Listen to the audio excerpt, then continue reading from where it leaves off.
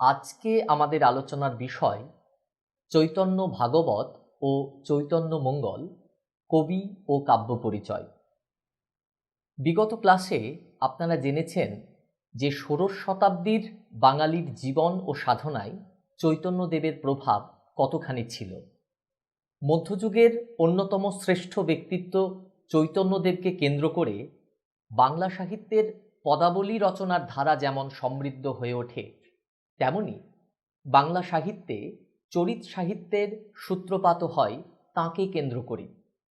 এই চরিত কাব্যগুলির মাধ্যমেই সর্বপ্রথম পূর্ব ভারতীয় আঞ্চলিক ভাষা ও সাহিত্যে দেবকথার পরিবর্তে প্রত্যক্ষ, বাস্তব ও ঐতিহাসিক মানব চরিত্র কাব্যের কেন্দ্রীয় বিষয় হিসেবে দেখা দিল। যদিও মধ্যযুগের চরিত কাব্যগুলি আধুনিক বস্তুনিষ্ঠ দৃষ্টিতে লেখা বায়োগ্রাফি বা জীবনী সাহিত্য নয়, এগুলি মধ্যযুগীয় ইউরোপীয় হেজিওগ্রাফি বা সন্ত জীবনীর মতো। এদের মধ্যে অনেক অলৌকিক ঘটনার সন্নিবেশ আছে, আধুনিক যুক্তিবাদী মন দিয়ে যা আপনারা সম্পূর্ণ মেনে নিতে পারবেন না। বিগত অন্য একটি আলোচনায় আপনারা এও জেনেছেন যে চৈতন্যদেবের জীবদ্দশাতেই চৈতন্য জীবন কথা আশ্রিত কাব্য রচনা শুরু হয়ে যায়। সংস্কৃত, বাংলা ও উড়িয়া তিনটি ভাষাতেই চৈতন্য জীবন কথা রচিত হতে থাকে। চৈতন্যদেবের প্রথম জীবনী গ্রন্থ শ্রী শ্রী কৃষ্ণ চৈতন্য চরিতামৃতম বাঙালির রচিত হলেও তা বাংলা ভাষায় নয়, লেখা হয় সংস্কৃত ভাষায়। রচনা করেন চৈতন্যদেবের অন্যতম সহপাঠী মুরারিগুপ্ত। মুরারিগুপ্তের পরে চৈতন্যদেবের অন্যতম পরিচারক শিবানন্দ সেনের পুত্র পরমানন্দ সেন চৈতন্যদেবের জীবনকে কেন্দ্র করে শ্রী চৈতন্য চরিতামৃতম ও চৈতন্য চন্দ্রোদয় নাটকং নামে দুটি গ্রন্থ রচনা করেন। এরপর চৈতন্যদেবের অন্যতম পরম ভক্ত কাশীর প্রবোধানন্দ সরস্বতী চৈতন্য জীবন অবলম্বনে 143টি শ্লোকে সম্পূর্ণ চৈতন্য চন্দামৃতম নামে একটি স্তোত্র গ্রন্থ রচনা করেন। ইতিপূর্বে আপনারা এই সমস্ত সংস্কৃত জীবনীগুলির কথা বিস্তারে জেনেছেন এবং সেখান থেকে এও জেনেছেন যে সেগুলি কোনোটি মহাকাব্য, কোনোটি স্তোত্রকাব্য, কোনোটি বা নাটক। কিন্তু সংস্কৃতে রচিত হওয়ার জন্য সাধারণ বাঙালি পাঠকগণ তা থেকে বিশেষ লাভবান হতো না। তুলনায় বাংলার বৈষ্ণব সমাজে চৈতন্যদেবের বাংলা জীবনী কাব্যগুলি অধিক প্রচার লাভ করেছিল। সামান্য শিক্ষিত ব্যক্তিও এই বাংলা জীবনী গ্রন্থগুলি থেকে চৈতন্যদেবের অলৌকিক জীবন কথা ও বৈষ্ণব ধর্মের তত্ত্ব এবং রহস্য বুঝতে পারতেন। এমনকি বৈষ্ণব সমাজের বাইরেও সাধারণ পাঠক মহলেও এই জীবনীগুলির কিছু কিছু চাহিদা ছিল। বাঙালির জীবন, সমাজ ও সাধনা সম্বন্ধে অনেক মৌলিক ঐতিহাসিক তত্ত্ব ও তথ্য এই জীবনী গ্রন্থগুলিকে বাংলা সাহিত্যের ইতিহাসে বিশিষ্ট মর্যাদা দিয়েছে। ষোড়শ বা সপ্তদশ শতাব্দীর বৈষ্ণব পদসাহিত্য, গৌরাঙ্গ বিষয়ক পদ ইত্যাদির গঠন ও ক্রমবিকাশে এই জীবনীগুলির ব্যাপক প্রভাব রয়েছে বলে সাহিত্যের ইতিহাসকাররা মনে করেন। কাজেই নানা দিক থেকে চৈতন্যের বাংলা জীবনী কাব্যগুলি বাংলা সাহিত্যের ইতিহাসে সবিস্তারে আলোচিত হওয়া জরুরি বলে আমরা মনে করি। বাংলায় লেখা চৈতন্য জীবনী গ্রন্থগুলির মধ্যে প্রাচীনতম গ্রন্থ হিসেবে বংশীবদন চট্টোপাধ্যায়ের লেখা শ্রী গৌর লীলামৃত গ্রন্থটিকে বিশেষ গুরুত্ব দেওয়া হয়। গ্রন্থটি খণ্ডিত আকারে আবিষ্কার করেছেন ডক্টর কানন বিহারী গোস্বামী। অধ্যাপক গোস্বামীর মতে গ্রন্থটি 1510 থেকে 1519 খ্রিস্টাব্দের মধ্যে রচিত হয়। এই অনুমান সত্য হলে এই গ্রন্থটিকেই বাংলা ভাষায় লেখা প্রাচীনতম চৈতন্য চরিত গ্রন্থ বলা যেতে পারে। বাংলা ভাষায় লেখা সর্বাপেক্ষা জনপ্রিয় দুটি চৈতন্য চরিত গ্রন্থ হল বৃন্দাবন দাস রচিত চৈতন্য ভাগবত এবং কৃষ্ণদাস কবিরাজের শ্রী চৈতন্য চরিতামৃত। তবে এই প্রসঙ্গে লোচন দাসের ও জয়ানন্দের চৈতন্যমঙ্গল কাব্যের কথাও উল্লেখযোগ্য। প্রতিটি ক্ষেত্রেই চরিতকারেরা নিজ নিজ দৃষ্টিভঙ্গিতে চৈতন্যদেবকে উপস্থাপন করেছেন, ফলে পুনরুক্তিতে ভরা কোনো একঘেয়েমির সুর চৈতন্য জীবনী কাব্যগুলিতে বেজে ওঠেনি। এই পরিসরে আমরা বৃন্দাবন দাসের চৈতন্য ভাগবত এবং লোচন দাস ও জয়ানন্দের চৈতন্য মঙ্গল গ্রন্থের পরিচয় তুলে ধরব। বাংলা ভাষায় লেখা প্রথম পূর্ণাঙ্গ চৈতন্য চরিত কাব্য বৃন্দাবন দাসের চৈতন্য ভাগবত। তিনি তাঁর কাব্যে চৈতন্যদেবের জীবনের প্রধান ঘটনা, বিশেষত তাঁর আদি পর্বের কাহিনীকে অত্যন্ত সরস ও স্বচ্ছন্দ গতিতে বর্ণনা করেছেন। এই গ্রন্থে নিগূঢ় তত্ত্ব আলোচনার চেয়ে চৈতন্য জীবন কাহিনী ও তাঁর ভক্তদের কথা অধিক পরিমাণে আলোচিত হয়েছে, ফলে বৈষ্ণব সমাজে এই গ্রন্থের সর্বাধিক প্রচার হয়েছিল।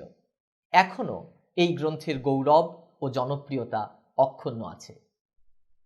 যদিও কৃষ্ণদাস গোস্বামীর চৈতন্য চরিতামৃত মধ্যযুগের বাংলা সাহিত্যের একটি সর্বোৎকৃষ্ট গ্রন্থ, কিন্তু মনে রাখতে হবে অতিরিক্ত তত্ত্বকথা আলোচিত হবার কারণে চৈতন্য চরিতামৃত সাধারণ ও স্বল্প শিক্ষিত মানুষের আদরের সামগ্রী হয়ে উঠতে পারেনি। এই কারণেই বৃন্দাবন দাসের চৈতন্য ভাগবত সাধারণ ভক্ত সমাজে অধিকতর জনপ্রিয়তা লাভ করেছে। কবি বৃন্দাবন দাসের ব্যক্তি পরিচয় সম্পর্কে আমরা সবিশেষ কিছুই জানতে পারি না। কবিও কাব্যে তাঁর সম্পর্কে খুব বেশি কিছু লেখেননি। কাব্য থেকে জানা যায় তাঁর মায়ের নাম ছিল নারায়ণী দেবী। এই নারায়ণী দেবী ছিলেন চৈতন্য পার্ষদ শ্রীবাস পণ্ডিতের ভ্রাতুষ্পুত্রী। বৃন্দাবন দাস তাঁর পিতৃপরিচয় গোপন করেছেন। তিনি ছিলেন নারায়ণী দেবীর বৈধব্যকালের সন্তান, কাজেই তাঁর জন্মের বৈধতা নিয়ে এতাবৎকাল পর্যন্ত বহু জল্পনা কল্পনা চলে এসেছে। তবে নিত্যানন্দ দাশের প্রেমবিলাস কাব্যে বৃন্দাবন দাসের পিতৃপরিচয় পাওয়া যাচ্ছে। তাতে বলা হয়েছে, কুমারহট্টের বৈকুণ্ঠ নামে এক ব্রাহ্মণের সঙ্গে বাল্যকালে নারায়ণী দেবীর বিবাহ হয়েছিল এবং নারায়ণী দেবী যখন অন্তর্বত্নী তখন বৈকুণ্ঠনাথ লোকান্তরিত হন। এই ঘটনা স্বাভাবিক বলে মনে হলেও বৈষ্ণব সমাজে তা এখনও প্রামাণিক বলে গৃহীত হয়নি। মোটের উপর বলা যেতে পারে বৃন্দাবন দাসের জন্ম কিছুটা হলেও রহস্যাবৃত। বৃন্দাবন দাস নিত্যানন্দ দাসের সান্নিধ্য পেয়েছিলেন এবং বৈষ্ণব সমাজে মর্যাদাপূর্ণ স্থান লাভ করেছেন। নিত্যানন্দ দাস ছিলেন কবি বৃন্দাবন দাসের গুরুদেব। নিত্যানন্দের শেষ জীবনের সঙ্গী ছিলেন কবি। কাব্যের মধ্যেও বহু ক্ষেত্রে আমরা কবির এই গুরুভক্তির নিদর্শন দেখতে পাই। এমনকি কবি তাঁর এই গুরুর নির্দেশেই নাকি তাঁর কাব্য রচনা করেছিলেন। কাব্য মধ্যে বৃন্দাবন দাস কোথাও তাঁর জন্মসাল নিয়ে কিছুই লেখেননি, তাই এই সম্পর্কে নানা মুনি নানা মত দিয়েছেন। দীনেশচন্দ্র সেনের মতে তাঁর জন্ম হয় 1535 খ্রিস্টাব্দে। আবার সুকুমার সেনের মতে 1507 থেকে 1515 খ্রিস্টাব্দের মধ্যে কোনো এক সময়ে তিনি জন্মগ্রহণ করেন। অপরদিকে বিমান বিহারী মজুমদারের মতে 1518 থেকে 19 খ্রিস্টাব্দের মধ্যে নবদ্বীপে তাঁর জন্ম হয়। পরে দেনুর গ্রামে কবি বসবাস করেন। তবে অধ্যাপক সুখময় মুখোপাধ্যায় তার মধ্যযুগের বাংলা সাহিত্যের তথ্য ও কালক্রম গ্রন্থে সপ্তদশ শতকের দ্বিতীয়ার্ধের কবি রামগোপাল দাসের পাঠ নির্ণয় গ্রন্থ অবলম্বনে বৃন্দাবন দাসের বাসভূমি হালিশহর বলে স্থির করেছেন। যাই হোক, তাঁর জন্মকাল 1518 খ্রিস্টাব্দ বা তার নিকটবর্তী সময়। জানা যায় 1580 থেকে 81 খ্রিস্টাব্দে অনুষ্ঠিত খেতুরির উৎসবে তিনি অংশগ্রহণ করেছিলেন। জন্মসালের পাশাপাশি কবির কাব্য রচনাকাল নিয়েও মতপার্থক্য তৈরি হয়েছে, কারণ এ সম্পর্কে কবি স্পষ্ট করে কিছুই লেখেননি। দীনেশচন্দ্র সেনের মতে 1548 খ্রিস্টাব্দে তিনি এই কাব্যটি রচনা করেন। রামগতি ন্যায়রত্ন তার এই মতকে সমর্থন করেছেন। আবার সুকুমার সেনের মতে এই কাব্য রচিত হয়েছিল 1534 থেকে 1535 খ্রিস্টাব্দের মধ্যে। যাই হোক, বৃন্দাবন দাসের সময়কাল নিয়ে মতান্তর থেকে এটা স্পষ্ট যে তিনি চৈতন্য সমকালে জন্মগ্রহণ করেছিলেন, কিন্তু চৈতন্য সমকালে জন্মগ্রহণ করলেও তিনি চৈতন্যদেবকে দর্শন করতে পারেননি। ডক্টর বিমান বিহারী মজুমদার তাঁর শ্রী চৈতন্য চরিতের উপাদান গ্রন্থে নানা পারিপার্শ্বিক প্রমাণের সাহায্যে সিদ্ধান্ত করেছেন যে চৈতন্য ভাগবত 1548 খ্রিস্টাব্দের কাছাকাছি সময়ে রচিত হয়। বৃন্দাবন দাস কাব্য রচনার সূচনাকালে গ্রন্থের নামকরণ করেছিলেন চৈতন্য মঙ্গল। পরে সেই নাম পরিবর্তন করে নূতন নামকরণ করেন চৈতন্য ভাগবত। এ সম্বন্ধে নিত্যানন্দ দাশের প্রেমবিলাস নামক ঐতিহাসিক কাব্যে বলা হয়েছে, চৈতন্য ভাগবতের নাম চৈতন্য মঙ্গল ছিল, বৃন্দাবনে মহান্তেরা ভাগবত আখ্যা দিল। এই নাম পরিবর্তন সম্পর্কে দুটি কারণ জানা যায়। প্রথমত, একই সঙ্গে সমসাময়িক কবি লোচন দাস চৈতন্য মঙ্গল নামে চৈতন্য জীবনী কাব্য রচনা করেছিলেন, তাই তিনি মায়ের নির্দেশে চৈতন্য মঙ্গল নাম পাল্টে চৈতন্য ভাগবত রাখেন। দ্বিতীয়ত, ভাগবতের অনুসরণে এই কাব্য লেখার কারণে বৃন্দাবনের গোস্বামীরা এই কাব্যের নাম পরিবর্তন করে চৈতন্য ভাগবত রাখেন। বলা বাহুল্য, শ্রীমৎ ভাগবতের আদর্শেই এই গ্রন্থে চৈতন্যদেবের চরিত্রের রূপায়ণ করা হয়েছিল, তাই সেই দিক থেকে এই পরিবর্তিত নামটি যথাযথ হয়েছে বলে আমরা মনে করি। বৃন্দাবন দাসের চৈতন্য ভাগবত কাব্য 3টি খণ্ডে বিভক্ত: আদি, মধ্য এবং অন্তখণ্ড। মুরারি গুপ্তের সংস্কৃত কাব্য শ্রীকৃষ্ণ চৈতন্য চরিতামৃতম বা মুরারি গুপ্তের কর্চার অনুসরণ করে তিনি এই ভাগ করেছেন। আদি খণ্ডের অধ্যায় সংখ্যা 15, মধ্যখণ্ডের অধ্যায় সংখ্যা 26 ও অন্তখণ্ডের অধ্যায় সংখ্যা 10।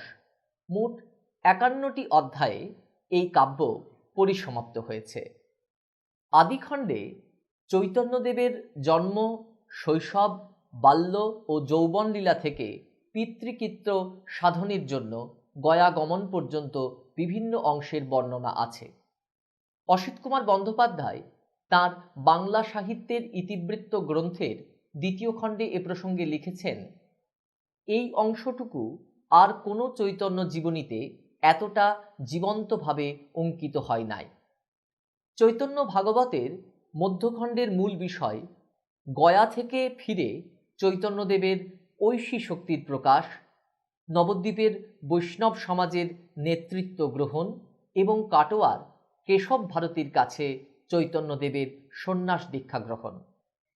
চৈতন্য ভাগবতের অন্তখণ্ডটি সংক্ষিপ্ত এবং আকস্মিকভাবে খণ্ডিত। এই খণ্ডের মূল বিষয় সন্ন্যাস গ্রহণের পরবর্তীকালে শান্তিপুর হয়ে নীলাচল যাত্রা, সেখানে জগন্নাথ দর্শন ও সার্বভৌম মিলন এবং অন্যান্য কিছু কিছু কাহিনী এই খণ্ডে উল্লেখিত হয়েছে। কবি চৈতন্য ভাগবত কাব্যটি অসম্পূর্ণ ও খণ্ডিত অবস্থায় সমাপ্ত করেছেন। এই কাব্য সমাপ্ত হওয়ার পরও তিনি দীর্ঘদিন জীবিত ছিলেন। এমনকি 1580 থেকে 81 খ্রিস্টাব্দে খেতুরির মহোৎসবেও তিনি যোগদান করেছিলেন, কিন্তু তাও তিনি তার কাব্যটি সম্পূর্ণ করেননি। এ সম্পর্কে দুটি মতামত পাওয়া যায়। প্রথমত, বৃন্দাবন দাস যা কিছু লিখেছেন সমস্তটাই প্রত্যক্ষদর্শীর বিবরণের উপর ভিত্তি করে, কিন্তু নিত্যানন্দদেবের কাছ থেকে তিনি চৈতন্যদেবের শেষ লীলার প্রত্যক্ষ দৃষ্ট নির্ভরযোগ্য কোনো বিবরণ পাননি। তাই এই বিষয়ে তিনি আর অগ্রসর হননি বা কল্পনা করে কিছু নির্মাণ করেননি। দ্বিতীয়ত, চৈতন্যদেবের অন্যতম জীবনীকার কৃষ্ণদাস কবিরাজ তাঁর শ্রী চৈতন্য চরিতামৃত গ্রন্থে চৈতন্য ভাগবতের এই অসম্পূর্ণতা সম্পর্কে অন্য একটি কারণ নির্দেশ করেছেন। চৈতন্য চরিতামৃতকার লিখেছেন, নিত্যানন্দ লীলা বর্ণনে হইল আবেশ, চৈতন্যের শেষ লীলা রহিল অবশেষ। কৃষ্ণদাস কবিরাজের মতে চৈতন্য ভাগবতের অনেক অপ্রয়োজনীয় স্থলে বৃন্দাবন দাস নিজের গুরু নিত্যানন্দকে বন্দনা করেছেন। এই নিত্যানন্দ লীলা বর্ণনা করতে করতে তিনি অনেক সময় মূল প্রসঙ্গ থেকে সরে এসেছেন। সেই কারণে কাব্যের অন্তখণ্ডটি অসম্পূর্ণ। আপনারা আগেই জেনেছেন, বৃন্দাবন দাস চৈতন্যদেবকে প্রত্যক্ষ করেননি। 1533 খ্রিস্টাব্দে চৈতন্যদেবের অপ্রকটের 15 বছর পরে তাঁর কাব্য লেখা হয়। এখন প্রশ্ন, তাহলে তিনি এই সুবৃহৎ কাব্য রচনার উপাদান পেলেন কোথা থেকে? আমাদের মনে রাখতে হবে, তাঁর কাব্য রচনাকালে কবির জননী নারায়ণী দেবী, কবির গুরু নিত্যানন্দ দেব, অদ্বৈতাচার্য, গদাধর দাস প্রভৃতি চৈতন্যদেবের প্রত্যক্ষ লীলাদর্শীরা সেই সময় জীবিত ছিলেন।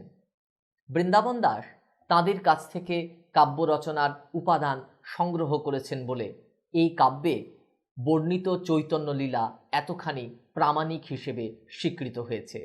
এছাড়াও মুরারি গুপ্তের কর্চা থেকেও তিনি তার প্রয়োজনীয় উপাদান সংগ্রহ করেছেন। কৃষ্ণ দ্বৈপায়ন ব্যাসদেব যেমন মহাভারতের আদি কবি, তেমনি বৃন্দাবন দাস বাংলা ভাষায় চৈতন্য জীবনী গ্রন্থের আদি কবি। এজন্যই তিনি চৈতন্য লীলার ব্যাস নামে অভিনন্দিত। কবিকর্ণপুর তাঁর গৌর গণোদ্দেশ দীপিকায় তাঁকে ব্যাসদেবের অবতার বলে বর্ণনা করেছেন।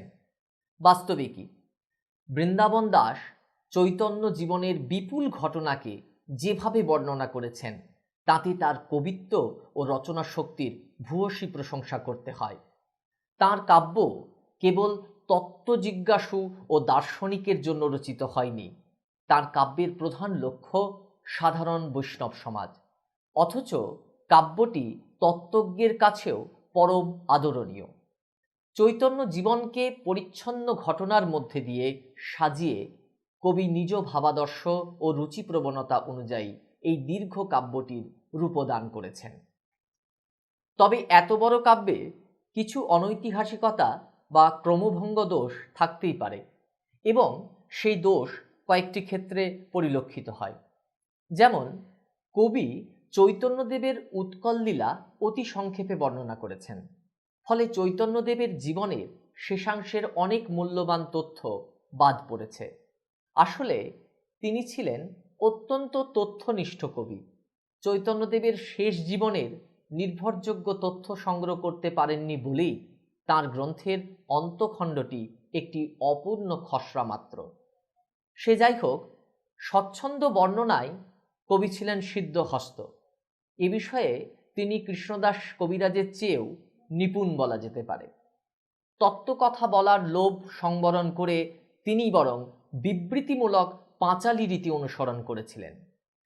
কবি বৃন্দাবন দাস সঙ্গীত বিদ্যাতেও অভিজ্ঞ ছিলেন, কাজেই তাঁর বর্ণনার মধ্যে একটা মাধুর্য সঞ্চারিত হয়েছে। বৃন্দাবন দাসের অন্যতম কৃতিত্ব হল চৈতন্যদেবের একটি ব্যক্তি মহিমার ভাব ফুটিয়ে তোলা। সম্ভবত এটি তাঁর সবচেয়ে বড় কাজ। মধ্যযুগের ভক্তিপ্রবলতা, অলৌকিক বিশ্বাস প্রভৃতির মধ্য দিয়েও চৈতন্যদেবের সেই মানব রূপ তাঁর কাব্যে জীবন্ত হয়ে উঠেছে। বিশেষত চৈতন্যদেবের বাল্য ও কৈশোর লীলার বর্ণনায় তিনি যে ধরনের বাস্তবতা এবং সরলতার পরিচয় দিয়েছেন, তা যে কোনো জীবনী গ্রন্থে দুর্লভ। বৃন্দাবন দাস ভক্ত বৈষ্ণবের মনন নিয়ে চৈতন্যদেবের জীবনী রচনা করলেও শুধুমাত্র ভক্তিভাবের মধ্যে তাঁর গ্রন্থ আবদ্ধ থাকেনি।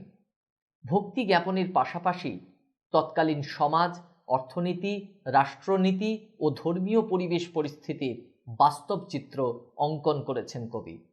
তাঁর কাব্য ব্যাপক অর্থে তৎকালীন বাংলার ও সংকীর্ণ অর্থে বৈষ্ণব সমাজের জীবন্ত দলিল। এক কথায় বৃন্দাবন দাসের চৈতন্য ভাগবত সেকালের হিস্টোরিক্যাল আইডেন্টিটি বা ঐতিহাসিক অভিজ্ঞান। তাই ইতিহাসকারদের মধ্যযুগের বাংলাদেশের ইতিহাস লিখতে হলে বৃন্দাবন দাসের চৈতন্য ভাগবতের ঐতিহাসিক সামাজিক পরিবেশের দ্বারস্থ হতেই হয়। বৃন্দাবন দাসের প্রতি শ্রদ্ধা জ্ঞাপন ও চৈতন্য ভাগবতের গুরুত্ব বোঝাতে চৈতন্য চরিতামৃতকার কৃষ্ণদাস কবিরাজ লিখেছিলেন, মনুষ্য রচিতে নারে ঐছে গ্রন্থ ধন্য, বৃন্দাবন দাস মুখে বক্তা শ্রী চৈতন্য।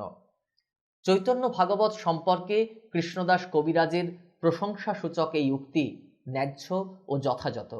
গ্রন্থটি চৈতন্য জীবনী হিসেবে বৈষ্ণব সম্প্রদায় ও পাঠকের কাছে সমাদর লাভ তো করেইছে, পাশাপাশি পঞ্চদশ ষোড়শ শতকের বাংলার সামাজিক দলিলও হয়ে উঠেছে। যদিও এই কাব্য বৈষ্ণব সমাজের উদ্দেশ্যে লিখিত, কিন্তু কবিত্ব, দর্শন ও ইতিহাসের সমন্বয় ঘটায় বৃন্দাবন দাসের লিখিত এই কাব্য আপামর পাঠকের কাছেও এক অমূল্য সম্পদ। চৈতন্য জীবনী কাব্যধারায় পরবর্তী কবি লোচন দাস। লোচন দাসের চৈতন্য জীবনী চৈতন্য মঙ্গল নামে পরিচিত। লোচন দাসের চৈতন্য মঙ্গল বৃন্দাবন দাসের পরবর্তীকালের রচনা। লোচন দাসের পুরো নাম লোচনানন্দ দাস। তিনি ত্রিলোচন দাস, সুলোচন দাস নামেও অভিহিত হতেন। কাব্যের মধ্যে বিস্তৃতভাবেই তিনি তাঁর আত্মপরিচয় জ্ঞাপন করেছেন। লোচন দাস বর্ধমান জেলার কৌগ্রামের এক বৈদ্য পরিবারে জন্মগ্রহণ করেন। তাঁর পিতার নাম কমলাকর দাস এবং মাতা ছিলেন সদানন্দী দেবী। চৈতন্য পরিকর শ্রীখণ্ডের বৈষ্ণব সম্প্রদায়ের নেতা নরহরি সরকার ঠাকুরের শিষ্য ছিলেন লোচন দাস। লোচন দাস বিস্তৃতভাবে বংশ পরিচয় দিলেও গ্রন্থের রচনাকাল সম্পর্কে কোনো তথ্য জানাননি। তাই অভ্যন্তরীণ প্রমাণাদি ও অনুমানের সাহায্যে পণ্ডিতেরা গ্রন্থটির রচনাকাল নির্ধারণের চেষ্টা করেছেন। সতীশচন্দ্র রায় কোনো তথ্য প্রমাণের উল্লেখ না করেই 1537 খ্রিস্টাব্দকে চৈতন্য মঙ্গলের রচনাকাল হিসেবে ধরেছেন। মৃণালকান্তি ঘোষ গৌরপদ তরঙ্গিনীর ভূমিকাতেও একই কথা বলেছেন। 1459 শকে লোচনের জন্ম হয়েছিল বলে তিনি জানিয়েছেন। যদি তাই হয়ে থাকে তাহলে 1537 খ্রিস্টাব্দ বা 1451 শকে লোচন দাসের বয়স মাত্র 14 বছর। এই বয়সে চৈতন্য মঙ্গলের মতো গ্রন্থ রচনা করা সম্ভবপর নয়। তাই এই মতকে সরাসরি অগ্রাহ্য করা উচিত বলে অসিত কুমার বন্দ্যোপাধ্যায় মনে করেন। ডক্টর বিমান বিহারী মজুমদারের মতে 1550 থেকে 66 খ্রিস্টাব্দের মধ্যে কোনো এক সময়ে চৈতন্য মঙ্গল রচিত হয়েছিল। সুখময় মুখোপাধ্যায় তাঁর মধ্যযুগের বাংলা সাহিত্যের তথ্য ও কালক্রম গ্রন্থে দেখিয়েছেন 1560 থেকে 1576 খ্রিস্টাব্দের মধ্যে লোচন দাসের কাব্যটি রচিত হয়েছিল।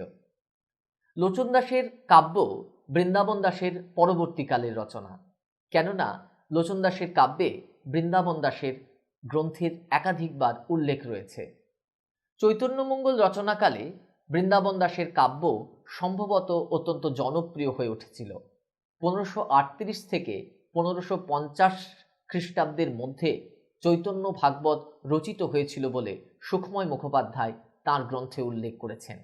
এই হিসেবে দেখতে গেলে লোচন দাসের কাব্যের রচনাকালের ঊর্ধ্বসীমা 1560 খ্রিস্টাব্দ। গৌর গণোদ্দেশ্য দীপিকার সাহায্যে ডক্টর বিমান বিহারী মজুমদার চৈতন্য মঙ্গলের যে রচনাকাল নির্দেশ করেছেন সেই মতকে মেনে নিয়ে তিনি 1576 খ্রিস্টাব্দকে চৈতন্য মঙ্গলের রচনাকালের শেষ সীমা ধরেছেন। ডক্টর বিমান বিহারী মজুমদারের মতটি অধিকতর যুক্তিসঙ্গত বলে মনে হয়, অর্থাৎ 1550 থেকে 1566 খ্রিস্টাব্দের মধ্যে কোনো এক সময়ে চৈতন্য মঙ্গল রচিত হয়েছিল বলে সাহিত্যের ইতিহাসকাররা মনে করেন। লোচন দাসের কাব্যটি অনেকটা মঙ্গল কাব্যের ঢঙে রচিত।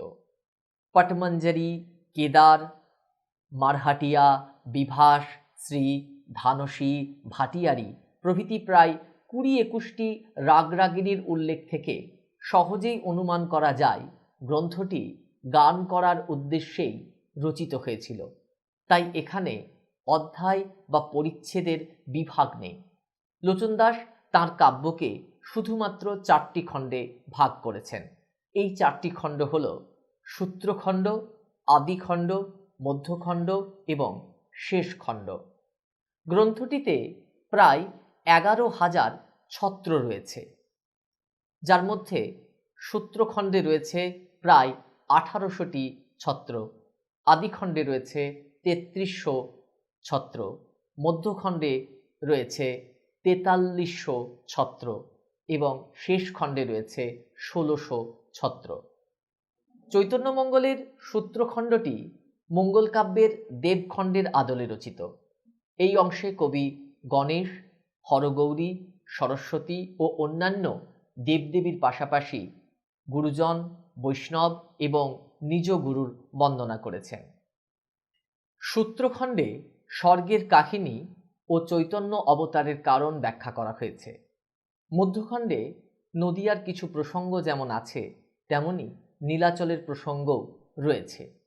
শেষ খণ্ডে চৈতন্যদেবের তীর্থযাত্রার বর্ণনা স্থান পেয়েছে। লোচনদাস মুরারি গুপ্তের কর্চার অনুসরণে তাঁর কাব্য রচনা করেছেন। সূত্রখণ্ডে বর্ণিত পৌরাণিক কাহিনীগুলির জন্য তিনি ভাগবত, মহাভারত, জৈমিনী ভারত, ব্রহ্মসংগীতা, ভবিষ্যপুরাণ, নারদ পাঞ্চরাত্র প্রভৃতি গ্রন্থ থেকে তাঁর উপাদান সংগ্রহ করেছেন। লোচনদাসের গুরু নরহরি সরকার ছিলেন গৌড় নাগর ভাবের প্রবক্তা। লোচনদাস গুরুর কাছ থেকে গৌড় নাগর ভাবের সাধন ভজন রীতি গ্রহণ করেছিলেন। এই মতবাদে গৌরাঙ্গ হলেন নাগর বা প্রেমিক এবং ভক্তেরা হলেন নাগরী বা নায়িকা। এই মতবাদীরা নবদ্বীপের গৌরচন্দ্রের মধ্যে বৃন্দাবনের প্রণয়ী নায়ক কৃষ্ণের রূপ অনুভব করতে চান। লোচনদাস চৈতন্যদেবের মধ্যে এই নাগর ভাবটি ফুটিয়ে তুলেছেন। গৌরাঙ্গের বিবাহকালে বরবেশী গৌরাঙ্গের রূপ দর্শনে নদিয়া নাগরীদের কামমোহিত অবস্থার বিবরণে এই গৌর নাগরী তত্ত্বের ভাব ফুটে উঠেছে। চৈতন্যদেবের চরিত্রে নাগর ভাবের আমদানির কারণে লোচনদাসের কাব্য বৈষ্ণব সমাজে আদৃত হয়নি। গৌর নাগর ভাবের প্রবক্তা নরহরি সরকারের উপরও বৈষ্ণব সম্প্রদায় যথেষ্ট রুষ্ট ছিলেন। এই কারণে নরহরি সরকার চৈতন্যদেবের নবদ্বীপ লীলার প্রত্যক্ষ দ্রষ্টা হলেও কোনো চৈতন্য জীবনীকারী তাঁর কথা উল্লেখ করেননি। কিন্তু লোচনদাস তাঁর কাব্যে গুরুকে শ্রী চৈতন্যদেবের নবদ্বীপ লীলার প্রত্যক্ষ দ্রষ্টা হিসেবে বর্ণনা করেছেন। কয়েকটি ক্ষেত্রে লোচনদাসের কাব্য পূর্বসূরীদের অসম্পূর্ণতাকে কিছুটা হলেও সম্পূর্ণতা দিয়েছে। যেমন বিষ্ণুপ্রিয়া ও গৌরাঙ্গের দাম্পত্য জীবনের কোনো বর্ণনায় চৈতন্য ভাগবতে স্থান লাভ করেনি। এটি নিঃসন্দেহে বৃন্দাবন দাসের কাব্যের অসম্পূর্ণতা। লোচনদাস তাঁর কাব্যে বৃন্দাবন দাসের কাব্যের এই অসম্পূর্ণতা দূর করতে প্রয়াসী হয়েছেন। বিষ্ণুপ্রিয়া ও গৌরাঙ্গের দাম্পত্য জীবনের চিত্র অঙ্কন করতে গিয়ে আদিরসের আমদানি করেছেন লোচনদাস। সন্ন্যাস গ্রহণের পূর্ব রাত্রে বিষ্ণুপ্রিয়ার সঙ্গে চৈতন্যদেবের দাম্পত্য লীলার যে বর্ণনা লোচনদাসের কাব্যে রয়েছে তা চৈতন্যদেবের চরিত্রের ঘোর বিরোধী। লোচনদাস তাঁর কাব্যে চৈতন্য অবতারের কারণ হিসেবে প্রচলিত মতের কথা তুলে ধরলেও চৈতন্যদেবের তিরোধান সম্পর্কে তিনি কিছুটা হলেও নতুন তথ্য জ্ঞাপন করেছেন। তিনি বলেছেন, আষাঢ় মাসের সপ্তমী তিথিতে রবিবার বেলা 3য় প্রহরে মহাপ্রভু জগন্নাথ দেহে লীন হয়ে গিয়েছিলেন। যদিও তাঁর কাব্যে ইতিহাস সচেতনতার পরিচয় তেমন নেই, তবে তাঁর মধ্যে কাব্য প্রতিভা ছিল এ কথা নিঃসন্দেহে স্বীকার করতে হয়। তিনি ছিলেন একজন নিষ্ঠাবান কবি। তিনি যথার্থ কবি প্রতিভারও অধিকারী ছিলেন। জীবনী রচনায় তা তিনি কাজে লাগিয়েছেন। আসলে লোচনদাসের লেখা জীবনীটির মূল্য হল গীতিলালিত্যপূর্ণ বর্ণনার জন্য। জীবনচরিত হিসেবে লোচনদাসের চৈতন্যমঙ্গল উৎকৃষ্ট না হলেও কাব্য হিসেবে তা তা চৈতন্য ভাগবত অপেক্ষা উপাদেয়। লোচন দাসের মতো জয়ানন্দ চৈতন্য মঙ্গল নামে একটি চৈতন্য জীবনী কাব্য রচনা করেছিলেন। তবে তাঁর কাব্যটি সর্বসাধারণের মধ্যে তেমনভাবে প্রচার লাভ করেনি।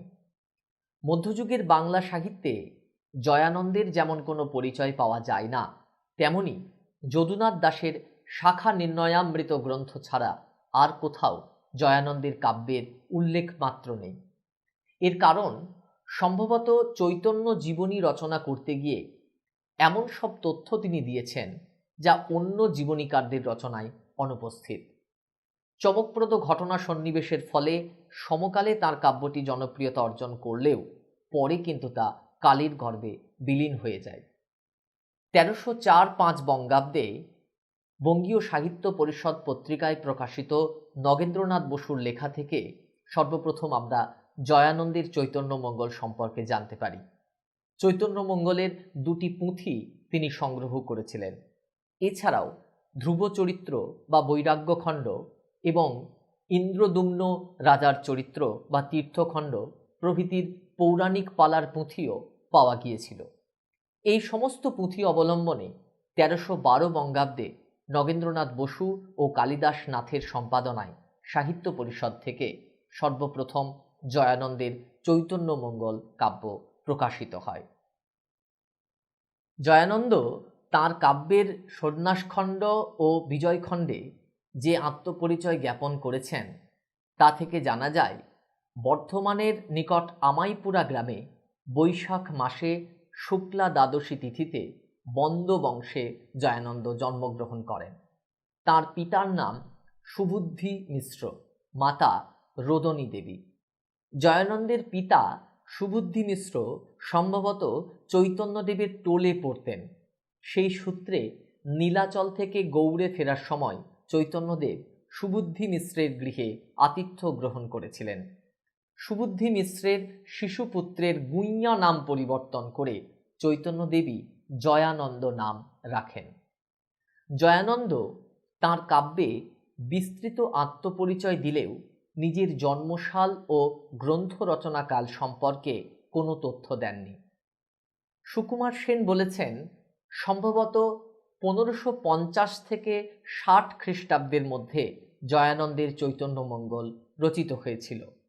আবার সুখময় মুখোপাধ্যায়ের মতে 1548 থেকে 1560 খ্রিস্টাব্দের মধ্যে গ্রন্থটি রচিত হয়। ডক্টর অসিত কুমার বন্দ্যোপাধ্যায় সিদ্ধান্ত করেছেন 1560 খ্রিস্টাব্দের দিকেই জয়ানন্দ চৈতন্য মঙ্গল রচনা করেছিলেন।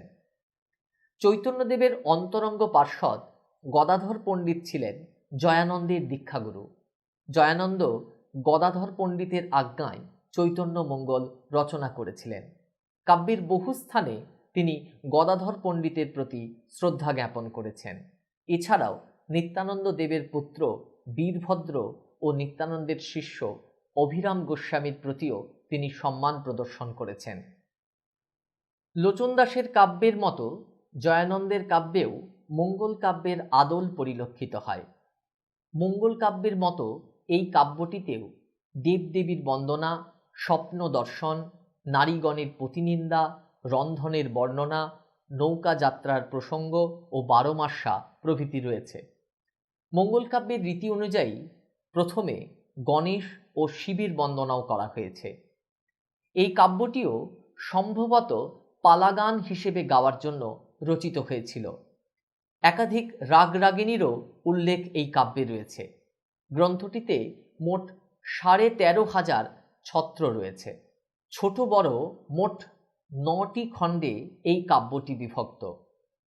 আদিখণ্ডে পৌরাণিক প্রসঙ্গ, নদিয়া খণ্ডে চৈতন্যদেবের জন্ম থেকে জগাই মাধায় উদ্ধার, বৈরাগ্য খণ্ডে চৈতন্যদেবের সন্ন্যাস গ্রহণের ইচ্ছা, সন্ন্যাস খণ্ডে কেশব ভারতীর কাছে চৈতন্যদেবের সন্ন্যাস মন্ত্রে দীক্ষা গ্রহণ ও শান্তিপুরে অদ্বৈত গৃহে আগমন, উৎকল খণ্ডে চৈতন্যদেবের নীলাচলে আগমন, প্রকাশখণ্ডে নীলাচল মাহাত্ম্য ও নীলাচলে স্থিতি, তীর্থখণ্ডে চৈতন্যদেবের বৃন্দাবন, মথুরা দক্ষিণ ভারতের তীর্থভ্রমণের প্রসঙ্গ, বিজয়খণ্ডে চৈতন্যদেবের গৌড়বঙ্গে আগমন এবং উত্তরখণ্ডে চৈতন্যদেবের নিত্যানন্দ ও অদ্বৈত আচার্যের তিরোধান বর্ণিত হয়েছে। চৈতন্যদেবের নীলাচলে আগমনের পর থেকে কিন্তু ঘটনাক্রম রক্ষা করেননি জয়ানন্দ। বৃন্দাবন দাসের মতো তিনিও চৈতন্যদেবের নীলাচল লীলা অতি সংক্ষেপেই বর্ণনা করেছেন। জয়ানন্দের কাব্যের ঐতিহাসিক মূল্যও কম নয়। জয়ানন্দ তাঁর কাব্যে 7 জন কবি ও তাঁদের কাব্যের নাম উল্লেখ করেছেন। এই 7 জন হলেন বাল্মীকি, কৃত্তিবাস, ব্যাসদেব, গুণরাজ খান বা মালাধর বসু, জয়দেব, বিদ্যাপতি ও চণ্ডীদাস। এছাড়াও কয়েকজন চৈতন্য জীবনী রচয়িতার নাম উল্লেখ করেছেন জয়ানন্দ, যাদের কাব্য বর্তমানে বিলুপ্ত। গৌরীদাস পণ্ডিত, পরমানন্দ গুপ্ত, গোপাল বসু হলেন জয়ানন্দ উল্লিখিত সেই সকল জীবনীকার। বৃন্দাবন দাসের চৈতন্য ভাগবতের মতো জয়ানন্দের কাব্যেও ইতিহাস সচেতনতার পরিচয় রয়েছে। শচীদেবীর পিতা নীলাম্বর চক্রবর্তী ও জগন্নাথ মিশ্র যখন নবদ্বীপে বসতি নির্মাণ করেন, তখনকার নবদ্বীপ ও তার পার্শ্ববর্তী অঞ্চলের মুসলিম সুলতানের অত্যাচারের বর্ণনা অত্যন্ত বিশ্বস্ততার সঙ্গে বর্ণনা করেছেন জয়ানন্দ। জয়ানন্দের কাব্যের বিশেষ বৈশিষ্ট্য হল নিষ্ঠাবান বৈষ্ণব হয়েও তিনি আদ্যাশক্তি কালীর বন্দনা করেছেন। তার কাব্যটি আরেকটি দিক থেকেও বিশিষ্ট এবং বিতর্কিত। জয়ানন্দই একমাত্র চৈতন্য জীবনীকার যিনি চৈতন্যদেবের বাস্তব ঘেঁষা মৃত্যুর বর্ণনা দিয়েছেন। উত্তরখণ্ডে তিনি জানিয়েছেন, আষাঢ় মাসের শুক্লা দ্বিতীয়ায় রথযাত্রার দিন রথের সামনে নৃত্য করার সময় চৈতন্যদেবের বাম পায়ে ইটের টুকরো বিঁধে যায়। ষষ্ঠীর দিন তিনি যন্ত্রণায় কাতর হয়ে পড়েন। সপ্তমীর দিন টোটা গোপীনাথের মন্দিরে চৈতন্যদেব ইহলীলা সাঙ্গ করেন। চৈতন্যদেবের লৌকিক ও বাস্তব মৃত্যু বর্ণনা করায় দীনেশচন্দ্র সেন জয়ানন্দের প্রশংসায় পঞ্চমুখ হয়েছেন। আবার একথাও সত্য, এই একই কারণেই তাঁর কাব্য সমাদরও লাভ করেনি। তিনি চৈতন্য তত্ত্ব এবং গৌড়ীয় বৈষ্ণব সাধনা সম্পর্কেও তেমন অবগত ছিলেন না। কবিত্ব শক্তিও অন্য চরিত লেখকদের তুলনায় জয়ানন্দের খুব একটা প্রশংসনীয় নয়, তবে আধ্যাত্মিকতা, মানবিকতাও তাঁর কাব্যে আমরা যথেষ্টই পাই। সেই দিক থেকে তাঁর কাব্য কিছুটা হলেও বিশিষ্টতা অর্জন করেছে। ধন্যবাদ।